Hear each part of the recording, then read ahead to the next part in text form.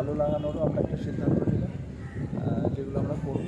আর এছাড়া আমরা যেখানে গঙ্গার ভেতরে মানে গঙ্গার বেডে থেকে কিছু জায়গায় সেখানে মানে অনেকটা স্টিপ হঠাৎ করে গাড্ডা নেমে গেছে বড়, তো ওই জায়গাগুলো আমরা আমাদের লোকেদের বলেছি, কারণ ওগুলো অ্যাকচুয়ালি আমরা তো রিপেয়ার করতে পারি না, ওগুলো কোর্টের ব্যাপার।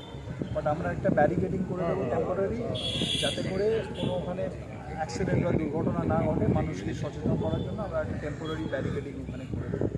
এছাড়া আমাদের এবারে আমরা ওই লং বুম নামিয়ে, অন্যান্যবার আমরা ম্যানুয়ালি এখান থেকে করা হয়, এবারে আমরা মেশিন নামিয়ে ওই লং বুম মেশিন যে থাকে সেই মেশিন দিয়ে আমরা মানে পরিকাঠামো যেগুলো পড়ে থাকে না পড়ে, তো সেগুলোকে আমরা তুলে ওটা দিলে আরও তাড়াতাড়ি আমরা ক্লিয়ার করে দিতে পারবো। অন্যান্য জেলায় দেখা যাচ্ছে যে বিসর্জনের ক্ষেত্রে পৌরসভা বা জেলা আধিকারিকের পক্ষ থেকে ট্রেন ব্যবস্থা করে ঠাকুরগুলো নামানো, এখানে কিন্তু মুখে দেওয়া হয় এবং অনেক ক্ষেত্রে দেখা যায় তারা কাজও করে। এখানে হাইড্রা আমরা ইউজ করতে পারি না ওই ট্রেন যেটা বলছেন, বিকজ এখানে দেখছেন এই গঙ্গার ঘাটের স্লোপটা খুব স্টিপ, এখানে ওই জন্য হাইড্রা নামানোটা খুব ডিফিকাল্ট হয়ে যায়। ওই জন্য হাইড্রা না নামিয়ে আমরা এবার ওই লং বুম যেটা বলছি ওই মেশিন দিয়ে আমরা ওই কাজটা করে নেব। ঠিক আছে, থ্যাংক ইউ।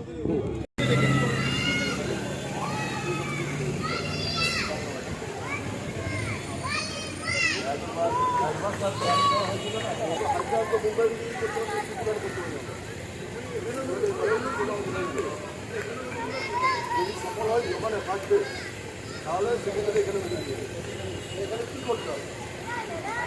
এখানে চলো আমি আসি,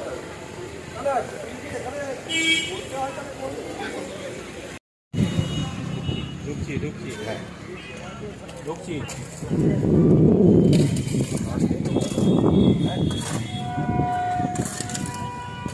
নামলে ভালো।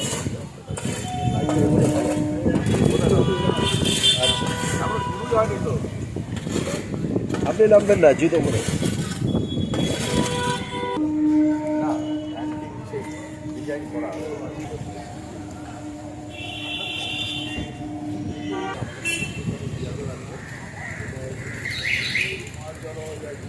না, এবার কী করছি বলতো, এবার একটা ভালো বুঝতে পেরেছি।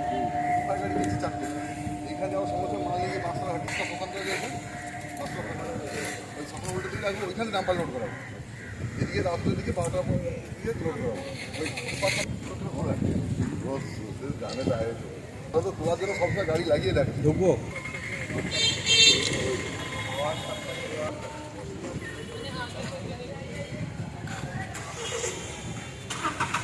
দুটো ঘাট পাবো। নিজেরা নাম থেকে